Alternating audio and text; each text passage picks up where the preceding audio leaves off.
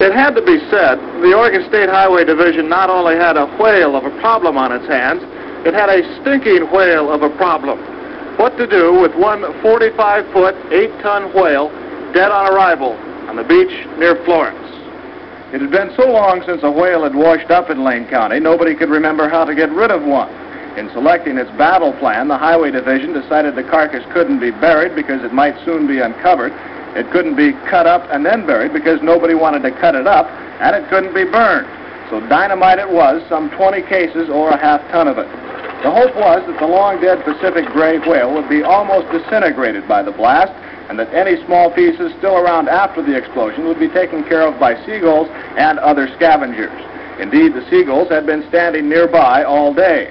As everything was being made ready, we asked George Thornton, the highway engineer in charge of the project, for his final observation.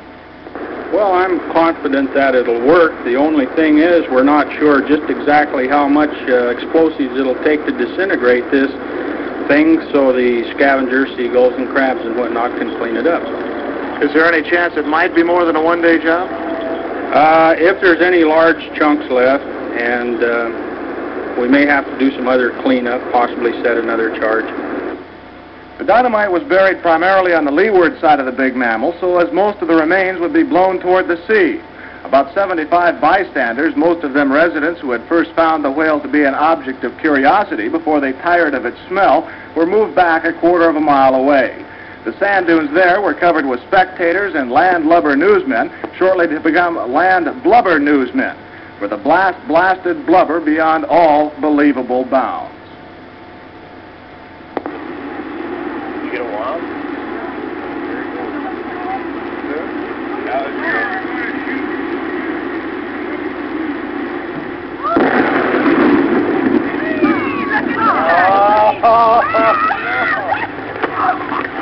All right, Fred, you can take your hands out of your ears.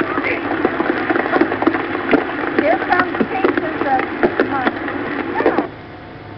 Our camera stopped rolling immediately after the blast. The humor of the entire situation suddenly gave way to a run for survival as huge chunks of whale blubber fell everywhere. Pieces of meat passed high over our heads while others were falling at our feet. The dunes were rapidly evacuated as spectators escaped both the falling debris and the overwhelming smell. A parked car over a quarter of a mile from the blast site was the target of one large chunk.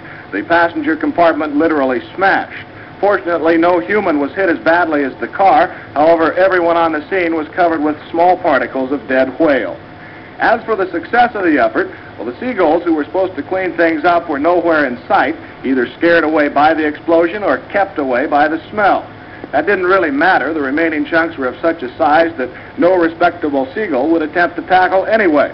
As darkness began to set in, the highway crews were back on the beach burying the remains, including a large piece of the carcass which never left the blast site. It might be concluded that should a whale ever wash ashore in Lane County again, those in charge will not only remember what to do, they'll certainly remember what not to do.